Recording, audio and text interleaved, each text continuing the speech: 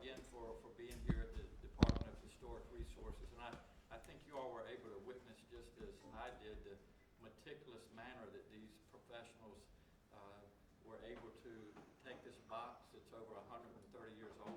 It's made of lead and carefully chisel away and try to get the top off, which they finally did. And there are, as best I can tell, Julie, 3 books and then another writing that was in an envelope.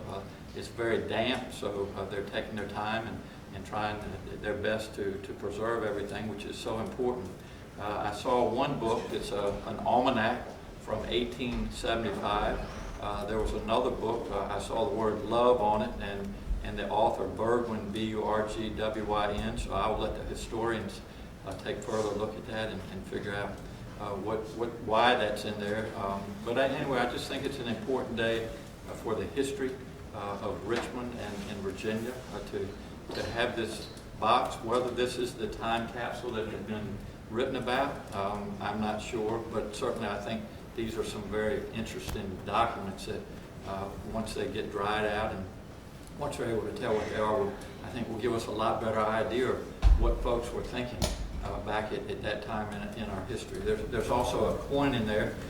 Interestingly, when the air has gotten to it, it's actually changing a little bit, so they're doing what they need to do to preserve that. But it'll be interesting to see of everything in that box why one particular coin was put in there. So anyway, just a really important and exciting day for the history of this Commonwealth. As you all know, we have 402 years of history, and so to see what was going on at that stage of our history, I think it's really important. So Julie, I'll turn it over to you.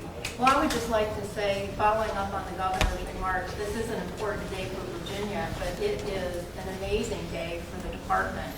We have not had this number of press in our building for this long, ever, in our entire history. And it's really been our pleasure to host you and to learn together, all of us today, the meticulous process that's appropriate in a situation like this. You don't rush these kinds of things. You don't want to do damage, and we have the skilled staff here who know how to take something like this on, and they'll continue to work over the next few days and weeks.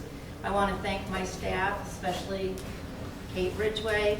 I want to thank the paper conservator, Sue, from University of Virginia. This is really a collaborative effort, a true partnership among state agencies.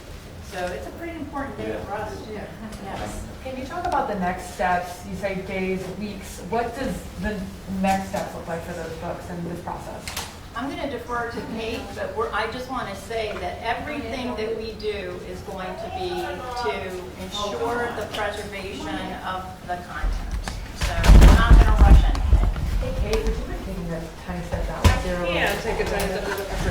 Hi. So the next steps for these artifacts, because the artifacts are actually damp, what we're trying to do now is make sure that they're stable, so that will likely evolve to separating the artifacts and then, if you can, and then they will probably go into a freezer.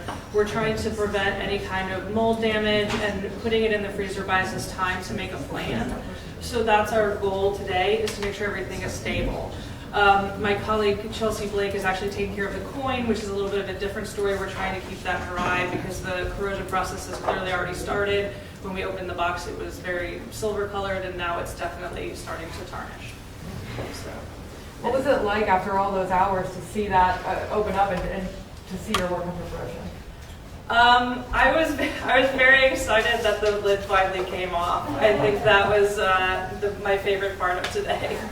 So the book appears to be Huguenot Lovers by a fellow named Collins and Piermont Edwards Burgwyn. One of the books, yes. Yes, one of the books. And it appears to have been published in 1889.